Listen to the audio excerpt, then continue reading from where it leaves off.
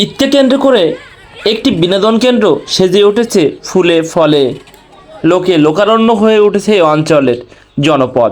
আপনারা দেখছেন খান জাহান আলী দিঘির পাশে, হয়তো দিঘিতে এখন পানিশূন্য প্রকৃতির কারণে, কিন্তু এর আশপাশ জুড়ে শিশু বিনোদনের বাড়তি মাত্রা গড়ে উঠেছে ঈদকে কেন্দ্র করে। 4 দিনব্যাপী এই উৎসবে মেতেছে ছোট বড় সকল শ্রেণী পেশার মানুষ। আপনিও পরিবার পরিজন নিয়ে এবার ঈদে আসতে পারেন, ঘুরে যেতে পারেন এই দর্শনীয় স্থান। বিকেলের পর থেকে এখানে দূর দূরান্ত থেকে আসে মানুষ, বিক্রয় হচ্ছে আইসক্রিম, মালাই, গ্রাম্য সংস্কৃতির এক অপরূপ নিদর্শন।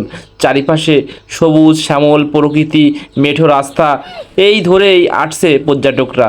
দূর দূরান্ত থেকে দর্শনার্থীদের ভিড়ে পদচারণায় মুগ্ধ এখানে ক্রেতা বিক্রেতার অভাবে লাভবান হচ্ছে। আর এরম নরনাভেরম প্রকৃতি দেখতে দূর দূরান্ত থেকে আসছে মানুষ। আপনিও এবার ঈদে কেশবপুরের এই দর্শনীয় স্থানটি ঘুরে মনের প্রশান্তি যোগাতে পারেন। আসতে পারেন যশোর জেলার কেশবপুর উপজেলার 3 নম্বর মজিদপুর ইউনিয়নের খান জাহান আলী দিঘির পাড়ে। ঈদের দিন এটা খান জাহান আলীর দিঘি। এখানে আমরা আমাদের সন্তান বা বিভিন্ন পরিবারের অন্য ফ্যামিলি সহ নিয়ে এখানে বেড়াতে আসছি। এখানে জায়গাটা খুবই নিরিবিলি বা খুব মনোরম, যেহেতু গ্রাম্য এলাকায় সবাই এখানে বেড়াতে আসে। যদি সরকার কর্তৃপক্ষ যদি আরেকটু উন্নয়ন করে তাহলে আমরা মনের দিক থেকে খুবই তৃপ্তি পাবো।